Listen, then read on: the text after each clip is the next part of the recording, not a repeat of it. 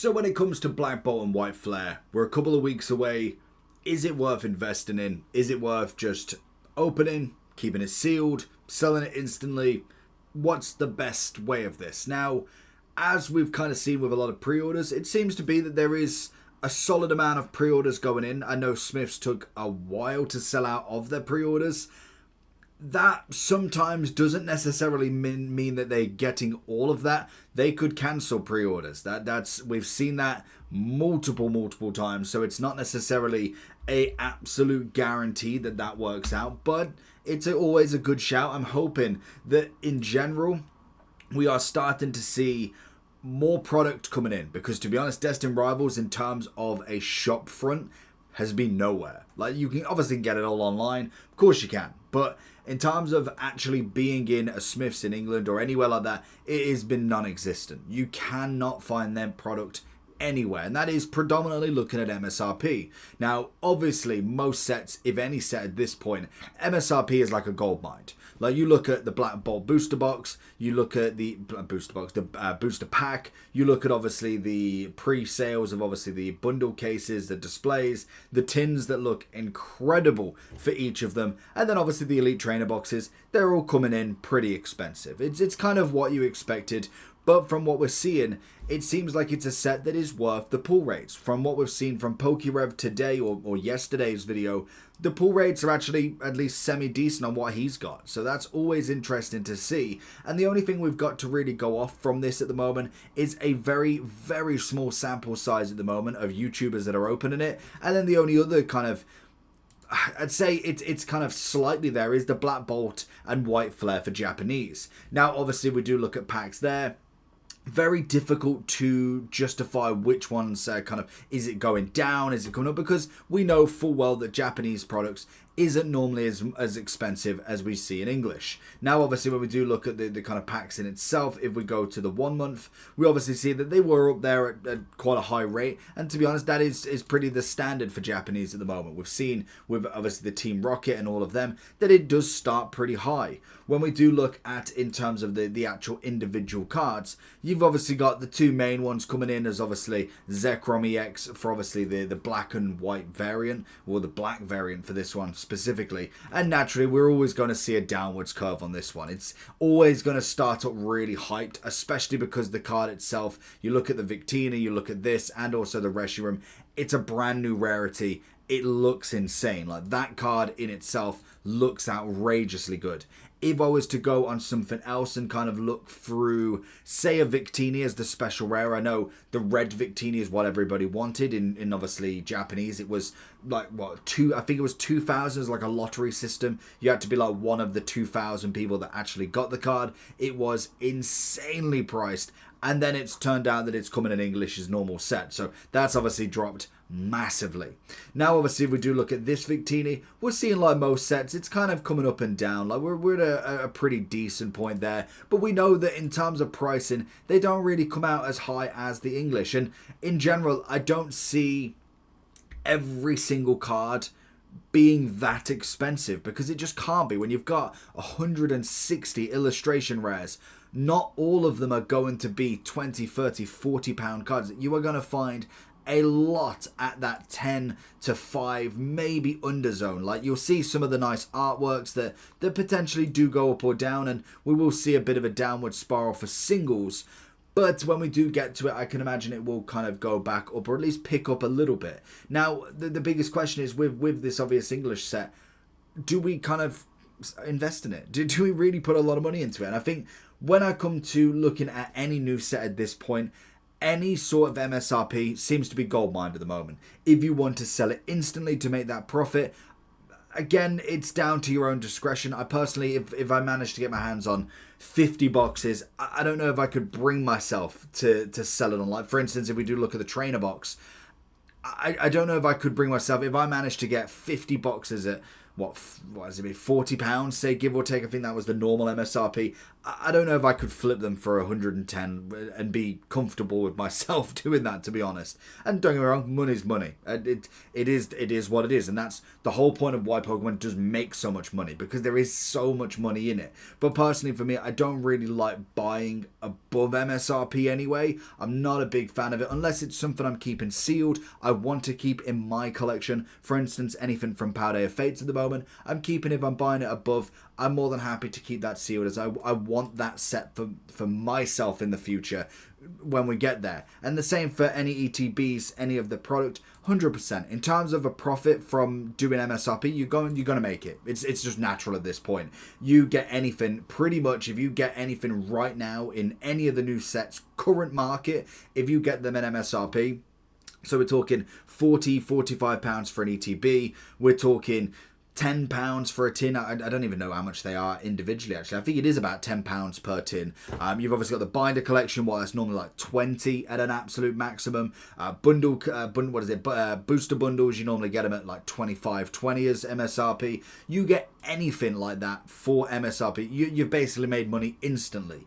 The big question more is, should you invest with the market price? Now, for me personally, I would say no. As much as, unless you are absolutely balling out and you can wait, I do think there will be a correction at some point. Whether that's enough to drop product that much, I don't know if it will. Obviously, Prismatic is a very hard one to kind of really put any comparisons to, but it was the last special set, and we're kind of looking at it now. If we look at a normal ETB, we're seeing 218. Now, obviously, it was at a point where everything is really hard to get in terms of Prismatic. It's an insanely hard set to try and complete. But in general, we're seeing prices still up there, most definitely, even with the crazy hard pack weight.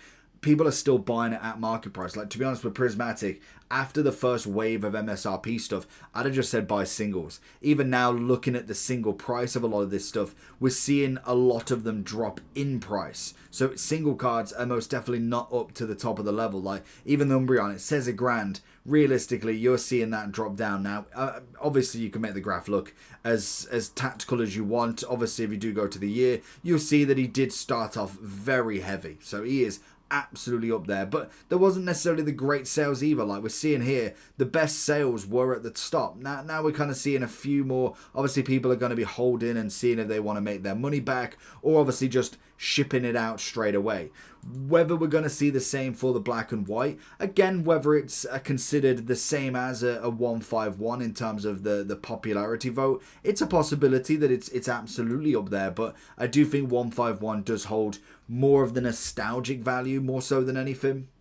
When we look at the kind of ETBs there, we've obviously got them coming in at 244. Now, it is a little bit of a later set, but we have had product being printed kind of throughout this year, so it is interesting to see nonetheless. Now, obviously, when we do look at the guide for a lot of this, I would say for me it is an interesting one to kind of go for, because you've got so many illustrations.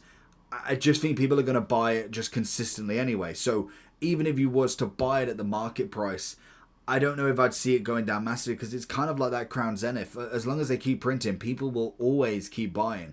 It's such a big set in general.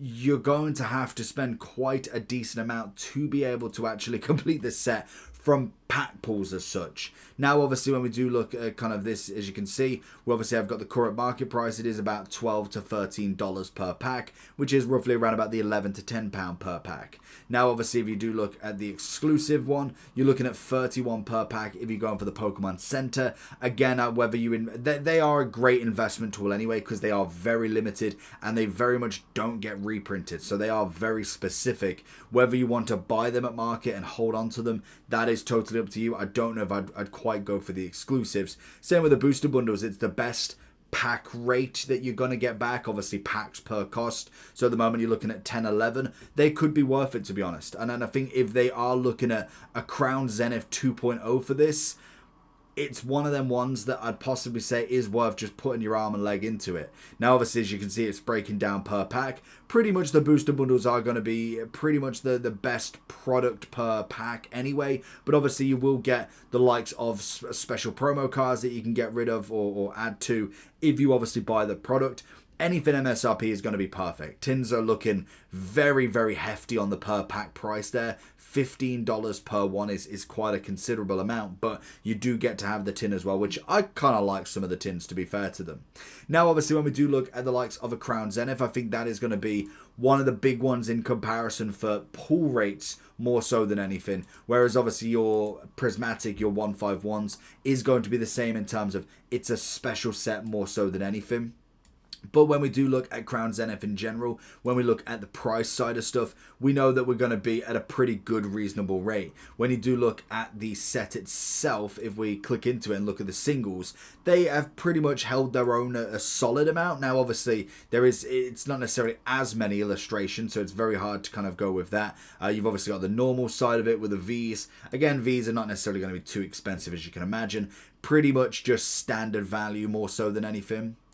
Which, if we go down to the actual gallery, so this is the kind of illustration rares we saw coming out of the Sword and Shield era. If we go high to low, obviously the top end cards are going to be the gold cards, as well as then the Mewtwo. We're holding a pretty good price across the board. You've obviously got the evolutions that are there, we've got the dogs, we've got Deoxys, and then some nice artworks in themselves as well. And to be fair to them, they've held a pretty decent price across the board. They're not necessarily a crazy amount each, but that's what I'm kind of thinking. With obviously 160 plus illustration rares, you're not going to find them all at that 50 zone. You might find a lot of the SARs will do quite well, and definitely the special rarities, the Zekrom, Reshiram, and Victini will definitely do well.